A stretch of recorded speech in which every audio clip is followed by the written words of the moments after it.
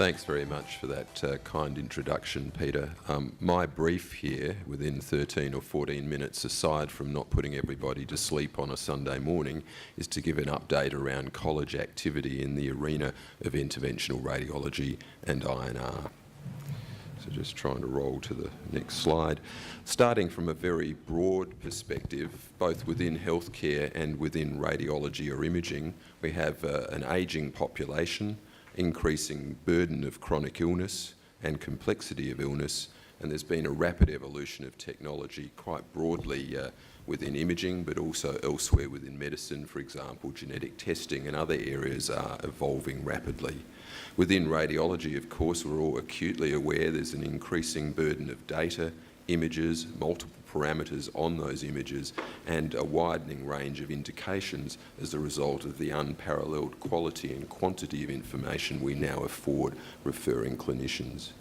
There's also been, broadly within medicine, but more particularly in interventional radiology and INR, an expansion of the available procedures. At the same time, an increase in patient and societal expectations, and appropriately a greater focus on patient safety and quality of care. So in this environment of a rapid rise in demand in healthcare costs, there is also significant pressure from governments and others in management around cost containment. The other thing, just as a footnote, of course, is AI is much spoken about at a range of meetings, and although this will likely in the near to medium term influence perceptual tasks of radiologists, I think the emergence of a general intelligence or something that can do the higher or integrative functions that clinical radiologists do is a long way away. So just a little around the perspective. In terms of interventional radiology, there are a number of challenges. Some are external, and they include the interest and encroachment of external disciplines, perhaps best exemplified in the setting of vascular interventional radiology, where surgeons are undertaking a wide variety of these procedures. We're at a much earlier stage in the setting of mechanical thrombectomy or therapy, where radiologists perform the great majority of those procedures, at least in the Australia-New Zealand setting. There's been a request for advice from the college by government and other external bodies, and that's a challenge certainly for the college in the past because we were ill-positioned to provide appropriate advice. Also our capacity, and that is, I'm speaking here, I guess, on behalf of some heads of departments and heads of interventional radiology services, our capacity to advocate for local resources. For example, to have sessions to conduct clinics and act as clinicians is quite limited compared to other disciplines. Medicine and surgery within the hospital setting are often far more influential stakeholders. Within the college and in the past, advocacy by the Faculty of Clinical Radiology has been limited, and so there's a need for better recognition and support for IRs and INRs within the college structure. The aim or intent, I guess, in a broad sense, is to provide a unified collegial approach to addressing issues and advocating broadly on behalf of the profession.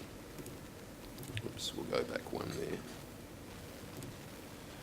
So how has this been manifest? Well, in a structural sense, there have been no bodies that afford the college the ability to understand and respond to issues. So 2 committees have been formed in recent times.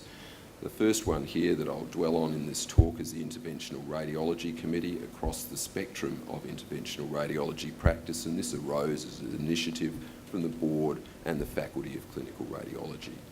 Perhaps of more relevance to the members of this professional society is the Acute Stroke Working Group, which was formed in response to deliberations at Council around the rapid evolution of procedural capability, the changing evidence base, the increasing therapeutic requirements in this field, and also in response to the fact many jurisdictions, states and hospital-related services are planning services, and at least at council level we had little access to advice in a formal sense in order to respond to consultation, to advocate for members, and to consider the balance between access and quality of service delivery.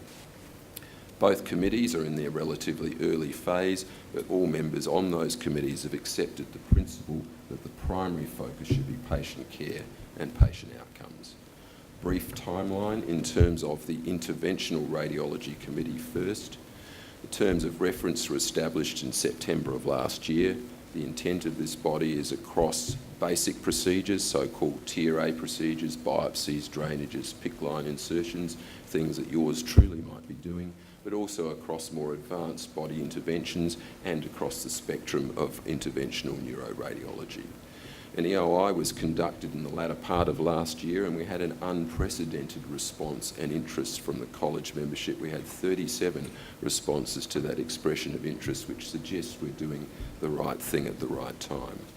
In December, the appointed members were notified, and via the Dean's e-News in the early part of this year, the membership was announced broadly to the college fellowship. The first face-to-face workshop was on the 17th of February, with subsequent teleconferences. To meet the suspects, as it were, the current chair is Nick Brown, who has an interest in interventional radiology, Daniel Moses, who performs medium-level, perhaps interventional procedures, David Brenacci, and INR. If I stay on the INR theme here, we have Winston Chong, who's an ex-president of this professional society. We also have Ian Duncan, who brings the regional perspective, Andrew Holden, a very experienced IR, also representative of New Zealand perspective and interests, and of course ex officio Greg Slater, the president, and myself. So what is this body doing? Well, it's early days, it's about 4 months in. The first meeting or workshop in mid-February was around understanding what the range of issues are, what the potential responses are, what a work plan might look like, and a work plan has been developed and communicated recently, I think in the latter part of June, to the membership broadly, as well as to the executives of the professional societies in this space, namely URSA and ANZSNR. The other thing that's very important if you're going to plan and respond in any direction, be it government or otherwise, is to understand the current situation in practice and the workforce. And a survey will be released very shortly to that end. That survey has had input again from the leadership of URSA and ANZSNR. So we hope to understand the situation better and to move from that point. The other thing that's underway, and I guess this presentation is a little part of that process, is to consult with fellow radiologists and key stakeholders to clarify and establish a commonality of purpose. Over time, and this is something that will take a lot more time to develop, but certainly this committee understands, recognises and values the importance of audit frameworks and an emphasis on outcome measures. The college is also, and this is independent of anything in interventional radiology, undertaking a reform process around its assessment and training processes. And so this committee will provide some input into what are the competencies required of a general radiologist in their first 5 years of training.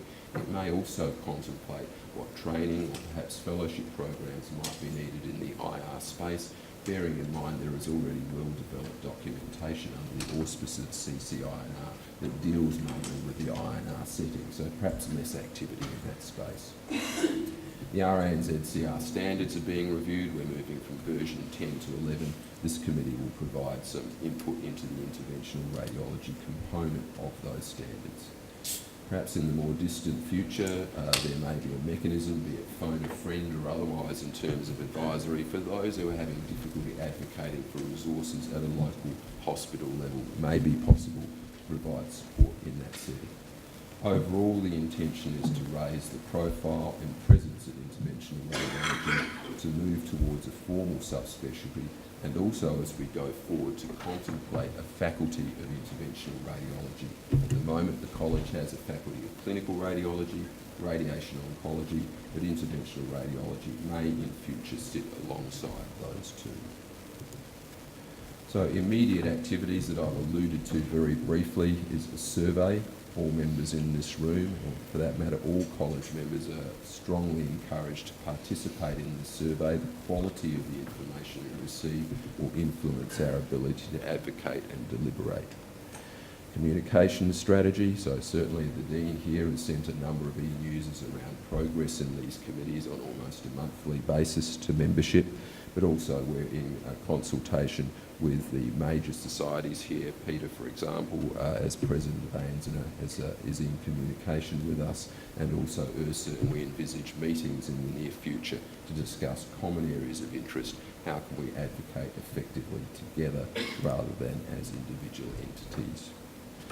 So turning now to the other committee, just a few more slides to go for those of you who are still awake at this early hour on a Sunday. The origin of the Acute Stroke Imaging and Therapy Working Group was really about 2 months before the Interventional Radiology Committee, and like that body, it reports directly to the Faculty Council. It was formed in response partly to the rapid evolution of the evidence base and of the service delivery profile, and the need also to respond to a lot of service planning activity by states, multiple requests for advice, and we weren't in a position to advocate or advise appropriately. It's very important that this particular group within the college has a very significant I&R skill set because it interacts very closely with this area, and there's an ANZSNR nexus. Those members of this committee need to understand that perspective if we're going to move in, if you like, an integrated fashion. So to illustrate that principle, membership involves a past president, current president, secretary general, a radiologist who's a member of the society but also performs body intervention, and I think for balance and perhaps also to maintain some political balance here, we have the president of URSA at present. Ex officio members are a council representative, and again Greg and myself who are ex officio on all such committees.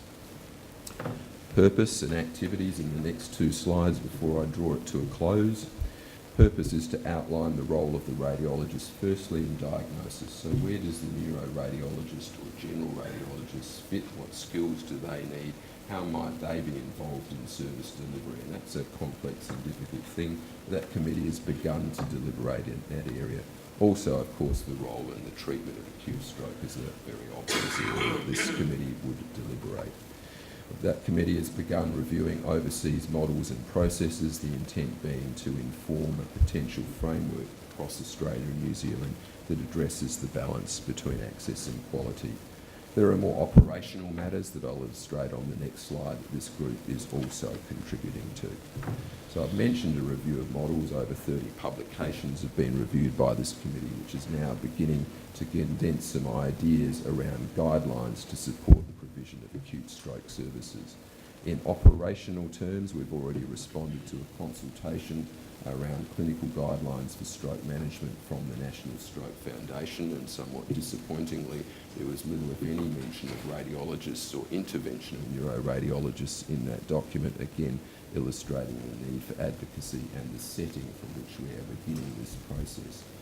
And also, as you may be aware, MSAC is approving a Medicare rebate or funding for mechanical thrombectomy in certain specific circumstances, and the Acute Stroke Group provided valuable advice to the Faculty Council, who are able then to respond more effectively to this request for consultation.